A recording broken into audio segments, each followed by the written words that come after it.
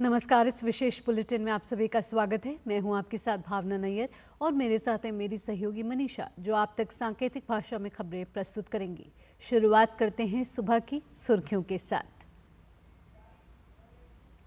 विश्व विजेता के स्वागत में उमड़ी मुंबई।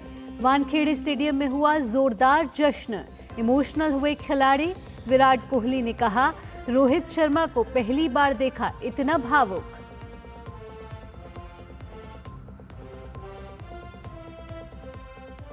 हाथरस भगदड़ हादसे में सत्संग के 6 आयोजक गिरफ्तार। मुख्य आरोपी अब तक फरार। नेता विपक्ष राहुल गांधी हाथरस के दौरे पर।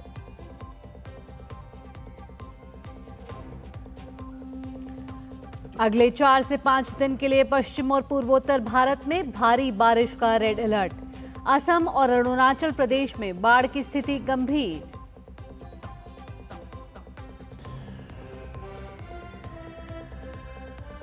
मनी लॉन्ड्रिंग के आरोप में अरविंद केजरीवाल की जमानत अर्जी पर होगी हाईकोर्ट में सुनवाई। 12 जुलाई तक न्यायिक हिरासत में हैं केजरीवाल।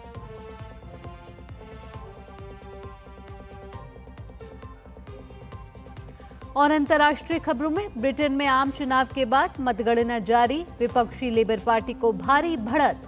अब तक घोषित 14 में से 13 सीट पर किया कब्जा। सुनक की कंजर्वेटिव पार्टी को बड़ा झटका।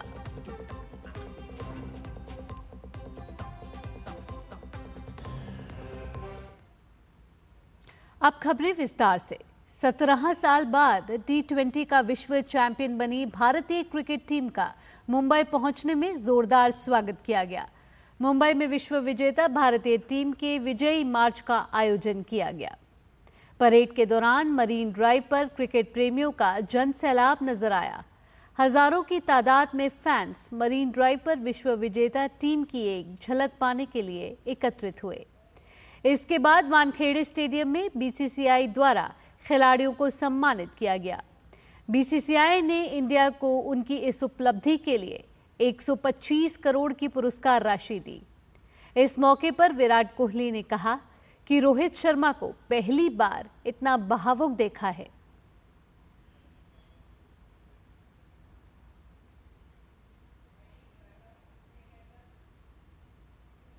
हाथरस सत्संग हादसे में पुलिस ने अब तक 6 लोगों को गिरफ्तार कर लिया है। इनमें 4 पुरुष और 2 महिलाएं शामिल हैं। वहीं मुख्य आरोपी की तलाश में उत्तर प्रदेश समेत बाहरी राज्यों में भी छापे मारे जा रहे हैं। मुख्य आरोपी प्रकाश मधुकर पर 1 लाख का इनाम घोषित किया गया है। पुलिस के अनुसार सेवादारों ने भीड़ को रोकने की कोशिश नहीं की और पुलिस के साथ सहयोग भी नहीं किया। सेवादारों के खिलाफ भी कार्रवाई की जा रही है। इस बीच सभी 121 मृतकों के शवों की पहचान कर ली गई है और उन्हें उनके परिवारों को सौंप दिया गया है। बुधवार तक 3 शव अज्ञात थे। उनमें से 2 की पहचान देर रात की गई और एक परिवार ने वीडियो कॉल पर अलीगढ़ अस्पताल में एक शव की पहचान की है।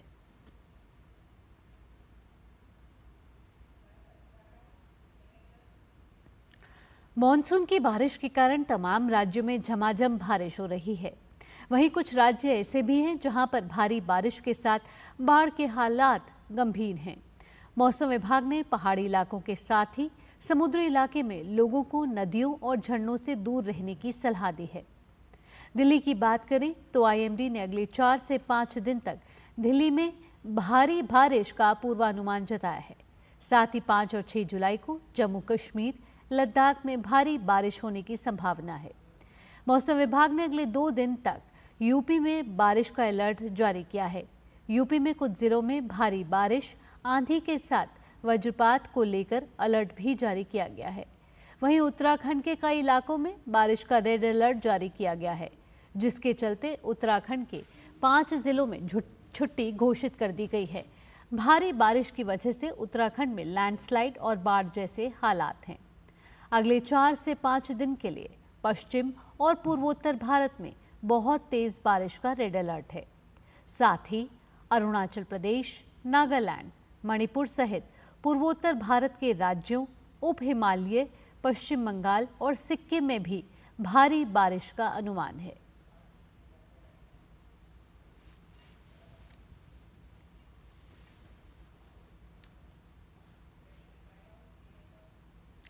असम में बाढ़ से हाल बेहाल है। असम के कई क्षेत्रों में ब्रह्मपुत्र नदी के साथ ही दूसरी कई नदियां खतरे के निशान से ऊपर बह रही हैं।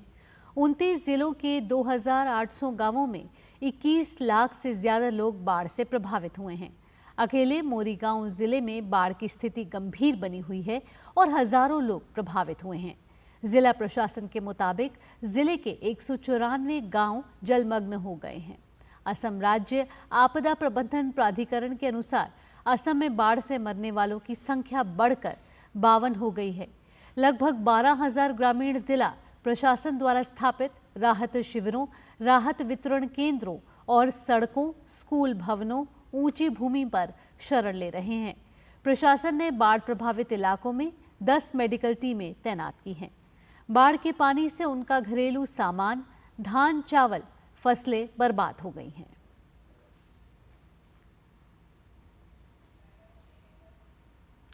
दिल्ली के मुख्यमंत्री अरविंद केजरीवाल की जमानत याचिका पर आज हाईकोर्ट में सुनवाई होगी।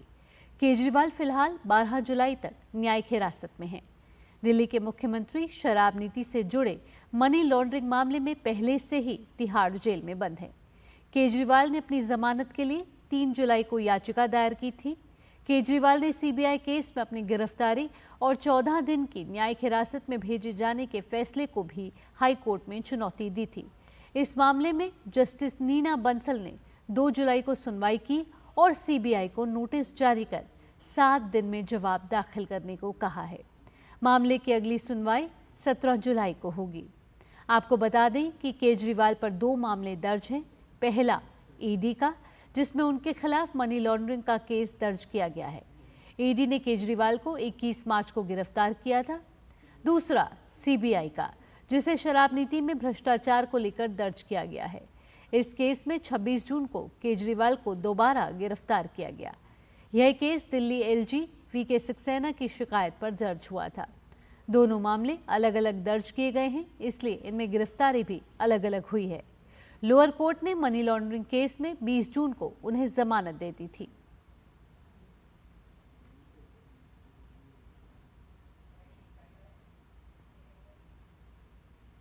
अंतर्राष्ट्रीय खबरों में ब्रिटेन में हुए आम चुनाव के बाद मतगणना जारी है। शुरुआती परिणामों में सत्ताधारी कंजर्वेटिव पार्टी को बड़ा झटका लगा है। अब तक घोषित नतीजों में विपक्षी लेबर पार्टी काफी आगे चल रही है। उसने अब तक 25 सीटें जीत ली हैं, जबकि कंजर्वेटिव पार्टी को अभी तक केवल 1 सीट मिली है। 1 सीट लिबरल डेमोक्रेट्स के खाते में, 2 सीट आई हैं। 650 सदस्यों वाली संसद में किसी भी दल को बहुमत के लिए 326 सीटों की जरूरत है। वहीं मतदान संपन्न होने के फौरन बाद जारी एग्जिट पोल में भी लेबर पार्टी की बड़ी जीत की भविष्यवाणी की गई है। इन सर्वेक्षणों में लेबर पार्टी को 410, कंजर्वेटिव पार्टी को 131 और लिबरल डेमोक्रेट्स को 61, जबकि रिफॉर्म यूके को 13 सीटें मिलने का अनुमान जताया गया है।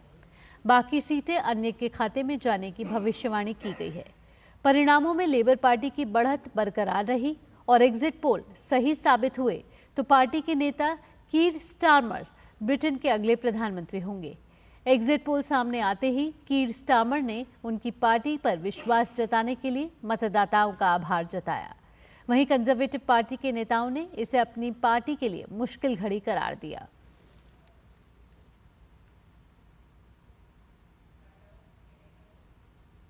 इसी के साथ इस विशेष बुलेटिन में इतना ही। मुझे और मेरी सहयोगी मनीषा के साथ फिलहाल के लिए डीडी न्यूज की टीम को दीजिए अनुमति। खबरों का सिलसिला यूं ही जारी रहेगा। नमस्कार।